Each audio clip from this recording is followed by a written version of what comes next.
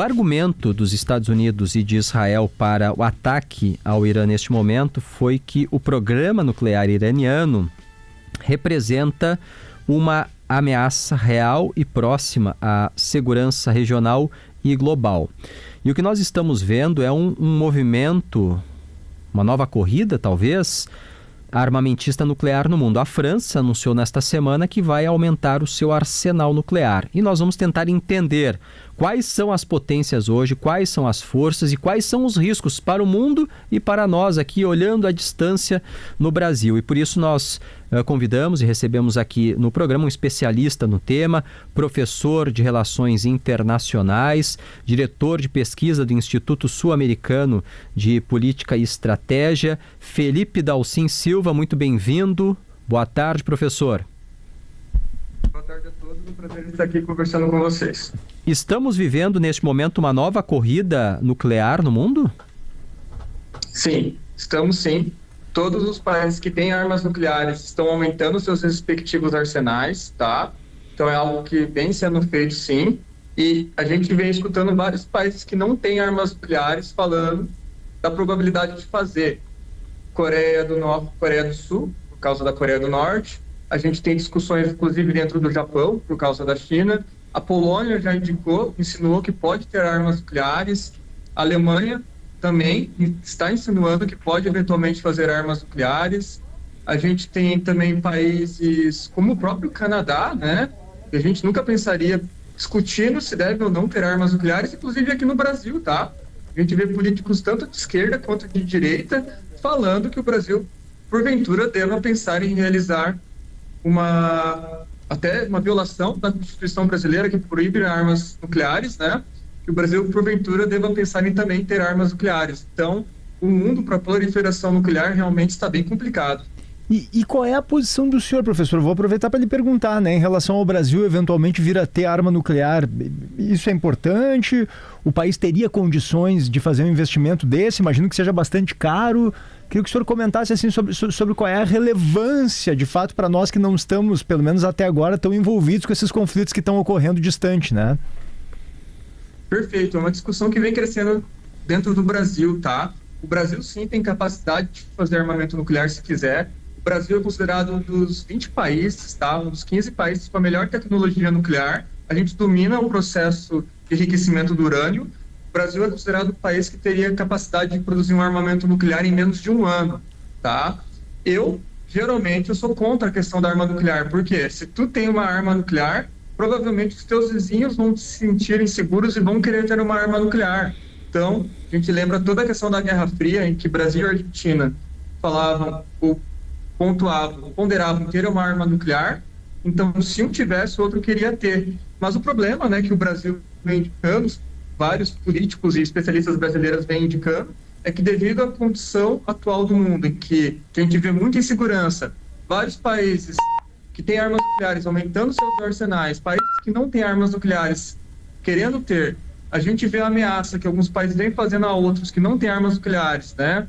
A Rússia ameaçando a Ucrânia, os Estados Unidos ameaçando vários países, a China também podendo ameaçar Taiwan.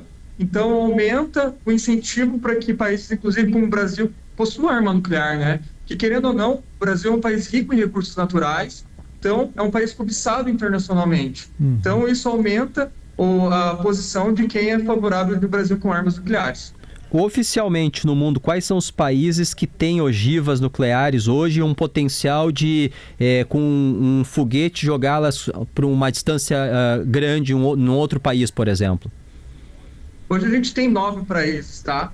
No Clube Nuclear, como é o nome que se dá para esses países. A Rússia e os Estados Unidos, cada um por volta de 5.500 ogivas cada, né? A gente tem a China é um caso bem interessante. Uns anos atrás, a China tinha 300 ogivas nucleares. Hoje em dia, ela tem 500 ogivas nucleares. E os Estados Unidos acusam a China de querer ter 1.500 ogivas nucleares até 2035, tá? Então, é um país que está aumentando muito seu arsenal nuclear. A gente também tem a França e o Reino Unido, eles têm por volta de 200 a 300 ogivas nucleares cada. A França já indicou que vai aumentar o seu número de armas nucleares, mas não falou para a gente qual vai ser esse número. O Reino Unido também indicou uns 2, 3 anos atrás que vai aumentar seu arsenal nuclear em 40%. A gente tem também a Índia e Paquistão, também cada um por volta das 150, 200 ogivas nucleares, tá? Esses países não declaram oficialmente a quantidade, como é o caso de Israel também, tá? Israel se estima que tem 90 ogivas nucleares. E, por fim, Coreia do Norte com cerca de 50 ogivas nucleares. Até para entender, PG, quando a gente pensa em arma nuclear, lá vem na memória o final da Segunda Guerra Mundial, 1945, quando os Estados Unidos jogaram bombas nucleares em Hiroshima e Nagasaki, no Japão. E para a gente entender, o senhor falou aí, Rússia e Estados Unidos, cada um dos países tem em torno de 5.500 ogivas. Lá no Japão, em cada cidade foi jogada uma única ogiva? Isso, perfeito. Então, eles falam que esses países têm que ter capacidade do quê? De overkill, matar o outro, garantir que tem capacidade de matar o outro, destruir o outro várias vezes. Por quê? Porque tem algo chamado dissuasão nuclear, quadro de dissuasão nuclear. O que significa isso? Eu tenho arma nuclear, você também tem arma nuclear. Se eu te atacar primeiro com as minhas armas nucleares, eu vou tentar destruir suas armas nucleares para que você não consiga me responder. Mas como você tem várias e várias armas nucleares, dificilmente eu vou conseguir te destruir totalmente no primeiro ataque nuclear, destruir todas as suas armas nucleares. Então, tu tem o que a gente chama de capacidade de retaliação second strike, né, de segundo ataque nuclear. Então, nesse quadro, a gente tem o que a gente chamaria um quadro de dissuasão nuclear completo, tá? Em que os dois lados têm muitas armas nucleares para garantir a capacidade de responder se sofrer o primeiro ataque nuclear. Então, por isso que esses países constroem grandes quantidades de armas nucleares, como é o caso dos Estados Unidos e da Rússia, e a China quer aumentar também para ter esse tipo de quantidade, para ter esse tipo de capacidade de resposta, para sobreviver a um eventual primeiro ataque nuclear dos Estados Unidos. Mas só para esse dado, né, PG, olha só, lá em Hiroshima e Nagasaki jogaram 2 ogivas, uma em cada cidade, e as estimativas são de mais de 200 mil mortos. E nós estamos falando que só os Estados Unidos tem 5.500, a Rússia tem 5.500. Lá foram jogadas 2, olha o estrago. Exatamente. Potencial de armamento armazenado no mundo. E a gente estava falando de 80 anos atrás, né? Essa era a minha próxima pergunta, professor. Que impacto teria hoje uma bomba atômica? Seria muito maior os impactos do que a gente sabe que ocorreram em Hiroshima e Nagasaki? Gigantesco. Dependeria muito da arma, tá? A gente tem armas nucleares, rendimento 100, 1000 vezes mais poderoso do que a bomba de Hiroshima e Nagasaki. Mas também a gente tem possibilidade de armas com rendimento menor, que a gente chama de armas nucleares táticas, tá?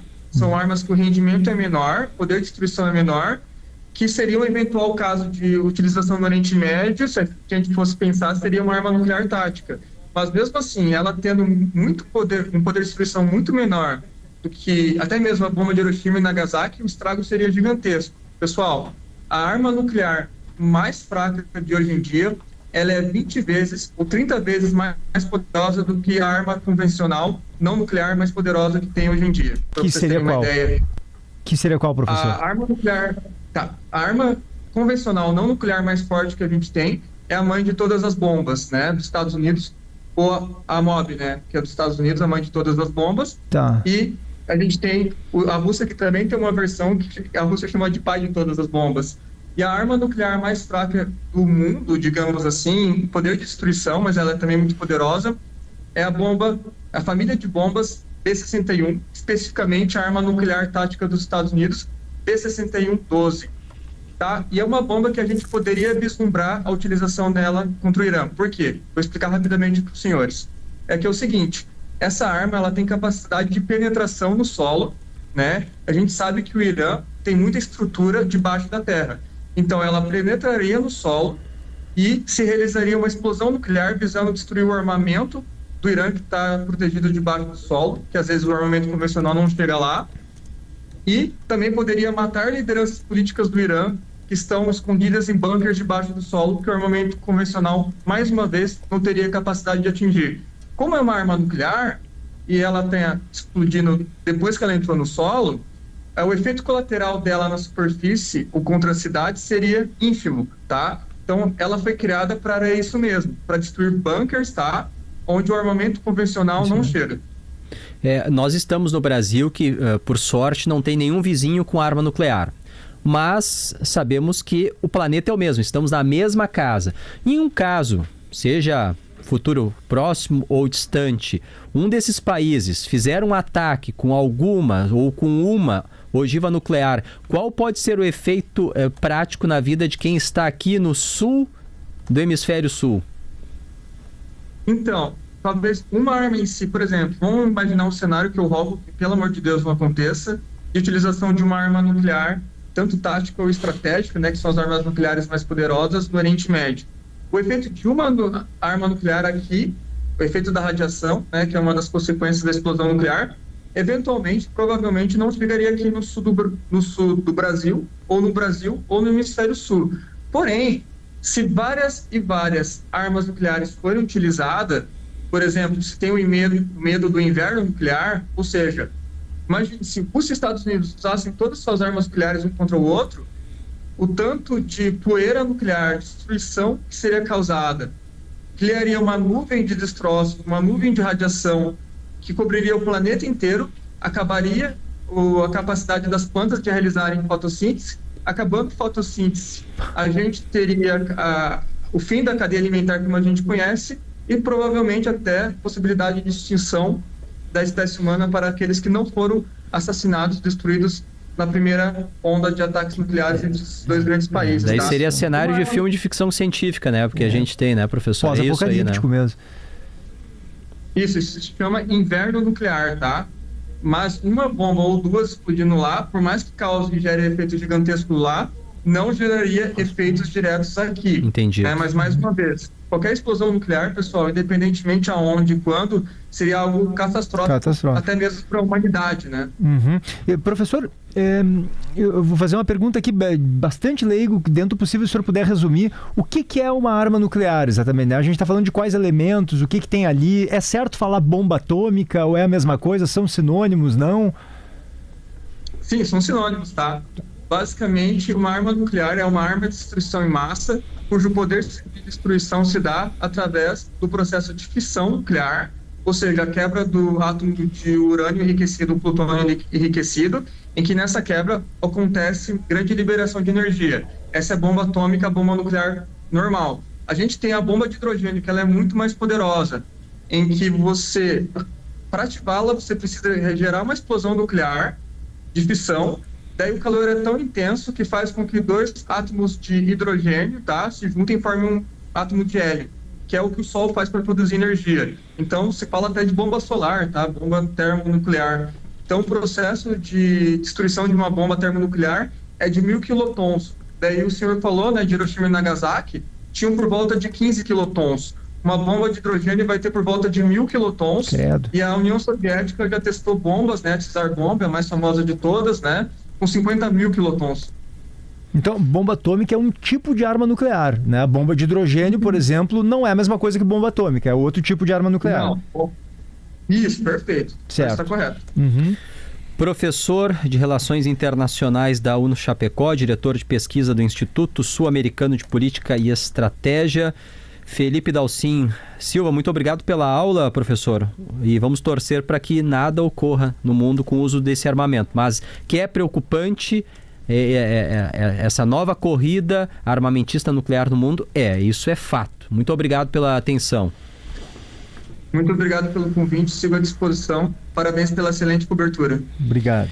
Rodrigo Lopes está conosco aqui no estúdio. Queria só fazer um comentário, Stout, rapidinho. Boa tarde, tudo bom? PG também, os nossos ouvintes, sobre esse ponto que eu acho bem importante que o professor falou sobre plutônio, que é possível fazer uma arma nuclear com plutônio, e o Irã, a gente fala muito de enriquecimento de urânio, mas o Irã tem plutônio também. Então, esse é um ponto que eu queria destacar. E o segundo, que o Brasil já teve um programa secreto de armas nucleares nos anos 70 e 80. Foi encerrado depois ali no governo Collor.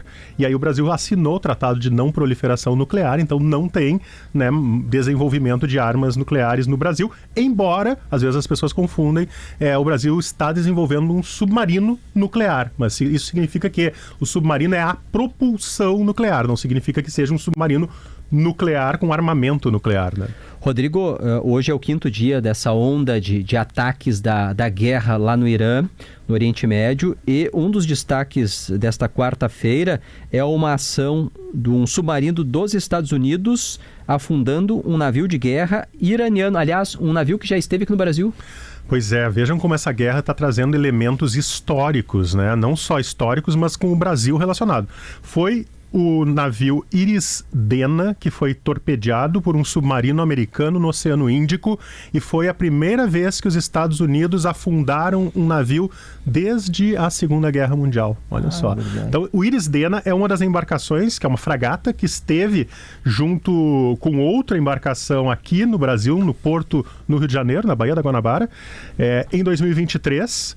E que causou muita polêmica. Vocês devem lembrar que o governo Lula deu autorização para que a Marinha autorizasse que estes navios atracassem no Brasil, porque tem sanções econômicas. Os Estados Unidos pressionaram muito para que os navios iranianos não atracassem aqui, e aí os 2 navios acabaram recebendo autorização da Marinha Brasileira para atracar aqui, e aí gerou um mal-estar. Até era a época que o presidente Lula ia visitar o presidente Joe Biden nos Estados Unidos, e houve um mal-estar. Eu estava em Brasília naquela época e fui numa entrevista coletiva da embaixadora dos Estados Unidos na época, e ela disse, olha, por nós a gente não gostaria, mas o Brasil é soberano e acredito fortemente que esses navios não deveriam atracar em lugar nenhum, nos disse na época a embaixadora americana Elizabeth Bengley, lá em Brasília. E há pouco, Stout PG, eu fiquei sabendo aqui, recebido nos sites, nos acessos que a gente tem a grupos militares e de especialistas, especialmente do Oriente Médio, que o segundo navio iraniano, o Iris Makran, também foi atingido pelos Estados Unidos, só que em outro local. Esse estava num pier em Bandar Abbas, no Golfo Pérsico. Então, os 2 navios que estiveram no Rio de Janeiro em 2023 foram neutralizados pela Marinha dos Estados Unidos. Essa é uma prática que os Estados Unidos já tiveram depois da Segunda Guerra? Em outras guerras chegou a torpedear navios? Nenhum navio tinha sido afundado até então pelos Estados Unidos então desde a Segunda Guerra. É o primeiro ataque com submarino afundando navio inimigo desde a Segunda Guerra Mundial. Impressionante, né? A Segunda Guerra Mundial teve muitos navios, inclusive o Brasil entrou na guerra depois que teve navios comerciais, mercantis afundados. E a acusação foi que era afundados por submarinos alemães, e daí o Brasil acaba entrando definitivamente na guerra. Ficou muito tempo ali em cima da linha, negociando com os 2 lados, flertando com um e com o outro. Pelo menos 80 pessoas morreram nessa ação no navio um deles que esteve aqui no Brasil, que foi torpedeado lá no Oceano Índico. Ele tinha participado de uma operação no Sri Lanka, junto com a Índia também, e tem 60 desaparecidos da tripulação, então provavelmente essa tripulação esteve no Brasil e desceu no Rio de Janeiro, recebeu inclusive honrarias por parte da Marinha Brasileira. Então nós estamos falando aí de uma tripulação total de mais de 160 pessoas, né? Valeu, obrigado, Rodrigo. Rodrigo segue acompanhando as notícias que vão chegando a todo momento da guerra no Oriente Médio. Hoje, inclusive, Israel fez novo ataque no Líbano também, né? Não é só no Irã, no Líbano, onde tem a atuação do Hezbollah. Inclusive, informação mais cedo é que conseguiu matar 20 pessoas na ação que desencadeou nessa região no sul do Líbano.